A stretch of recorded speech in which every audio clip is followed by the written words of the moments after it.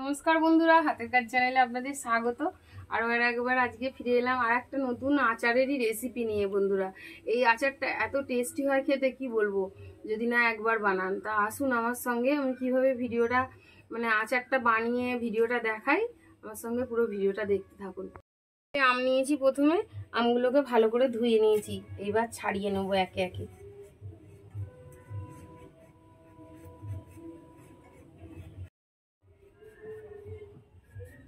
সব আমগুলোকে ছাড়িয়ে নেব। সব আমগুলো ছাড়ানো হয়ে গেছে। এবার এখানে আমি স্ট্রেনার নিয়েছি, স্ট্রেনারের মধ্যে ভালো করে ঘষে নেব। এদিকে আকাশে বৃষ্টিও পড়তে আরম্ভ হয়ে গেছে, দেখুন। সব আমগুলোকে এইভাবে আমি ঘষে নেব। দেখুন বন্ধুরা, আমটা স্ট্রেনারে ঘষে নিয়েছি। এবার উনুনটা এখানে ধরিয়ে নিচ্ছি, কড়াটা বসিয়ে দিলাম।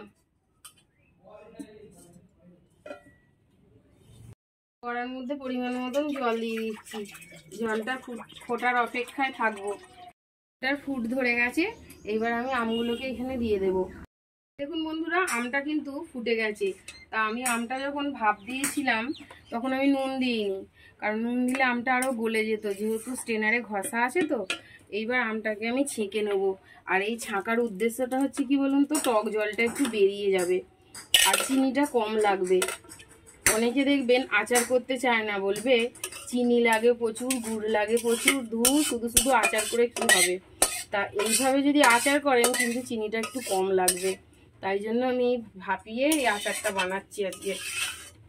বাটিতে এইভাবে খুন্তি দিয়ে দিয়ে সেই ঝাঁঝরি বাটির মধ্যে আমি জলটাকে ভালো করে বার করে নেব। যতক্ষণ না জলটা বেরোচ্ছে ততক্ষণ আমি এরকম করব। তাহলে নাড়াচাড়া করলে জলটাই ফুটো দিয়ে ভালোভাবে বেরিয়ে যাবে। জলটা কিন্তু সব ঝরে গেছে, আমি এরকম করেছি, আরও জলটা নিচের দিকে সব পড়ে গেছে।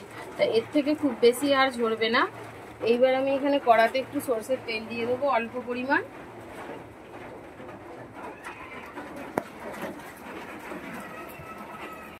দুটো শুকনো লঙ্কা নিয়েছি আর দুটো চারটে সরষে নিয়েছি, কালো সরষে। বন্ধুরা, বৃষ্টি পড়ছে, আওয়াজ হতে পারে, আপনারা একটু কষ্ট করে ভিডিওটা দেখে নেবেন। কড়ার মধ্যে ফোড়ন দিয়ে দিলাম।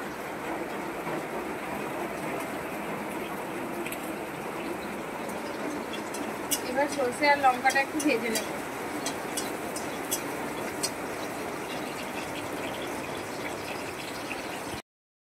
এর মধ্যে আমি চিনি দিয়ে দিচ্ছি 1 বাটি পরিমাণ মতন। চিনিটার রস তৈরি করে নেব।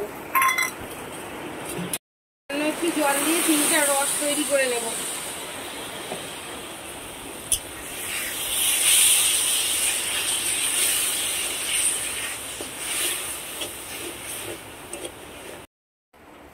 দেখুন বন্ধুরা, চিনির রসটা এরকম মোটা ধরনের হয়ে গেছে। এইবার এখানে আমটা যে ভাপিয়ে রেখেছিলাম আমটা দিয়ে দেবো। এবার আমটা দিয়ে খুব ভালোভাবে নাড়াচাড়া করবো।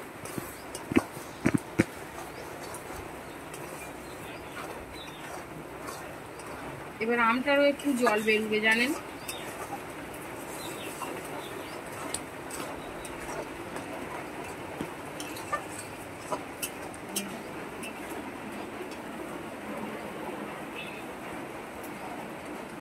এবার পরিমাণ মতন নুন দিয়ে দিচ্ছি। এই দেখুন বন্ধুরা, এটাকে নাড়তে নাড়তে এরকম সাদা আর এরকম চটচড়ে টাইপের আরেকটু হবে। তা দেখুন বন্ধুরা, মনে হবে পুরো আনারসের চাটনি, আমের চাটনিটাকে।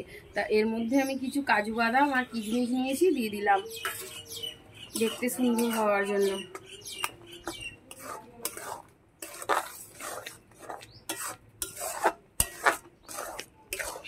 এই দেখুন বন্ধুরা, এইরকম চটচটে হবে। এই যে নাড়তে নাড়তে দেখুন ঠিক এই পর্যায়ে এসেছে। আর একটুখানি আমি ফোটাবো এটাকে। আর এর মধ্যে ফ্লেভার আসার জন্য এখানে আমি 1 চামচ গোলমরিচের গুঁড়ো নিয়েছি। এই 1 চামচ গোলমরিচের গুঁড়ো নিয়েছি, এই গুঁড়োটা দিয়ে দিচ্ছি। এটা দিলে কি হবে, দারুণ সুন্দর একটা স্বাদ আসবে, যাকে বলা যায় অভূতপূর্ব। আর একটুখানি নাড়াচাড়া করবো। দেখুন ঝোলটা আরো মরে গেছে মরে যে এই দেখুন এইরকম চটচটে পরিমাণ হয়ে গেছে। তা এর থেকে খুব বেশি আর ঝোলটা আমি মারবো না, কারণ যদি আমি এই ঝোলটা মেরে দিই তাহলে কিন্তু আচারটা আর একটু রোদেতে শুকোবে, আরও মরে যাবে, আর তখন কিন্তু খেতে স্বাদটা থাকবে না। এইবার আমি এটাকে নামিয়ে নিচ্ছি। একটা থালা নিয়েছি, থালার মধ্যে জুড়োতে দেব, তারপর ঠান্ডা হলে বয়মের মধ্যে ঢালবো। দেখুন বন্ধুরা, জেলিটা কিন্তু কত সুন্দর হয়ে গেছে। কেউ দেখে ভাববে না যে এটা আমের জেলি, সবাই কিন্তু দেখলে এটা ভাববে আনারসের চাটনি। তাই এত সুন্দরই হয়। এইটা না ভাতেও খেতে পারবেন আপনি, যারা রুটিতে খায় রুটিতেও এই জেলিটা খেতে পারবে, আবার কেউ পাউরুটির সাথে এই জেলিটাকে মিশিয়ে খেতে পারবে। তা বন্ধুরা, আজকের রেসিপিটা যদি ভালো লাগে তাহলে একটা লাইক করে দেবেন, অবশ্যই কমেন্টে কিন্তু কিছু জানাবেন। আর যদি আমার চ্যানেলটা ইউটিউব থেকে দেখেন তাহলে একটু সাবস্ক্রাইব করে দেবেন, আর যদি আমার চ্যানেলটা ফেসবুক থেকে দেখেন তাহলে পেজটি ফলো করবেন। তাহলে বন্ধুরা, দেখা হচ্ছে পরের ভিডিওয়। ভালো থাকবেন, সুস্থ থাকবেন, নমস্কার।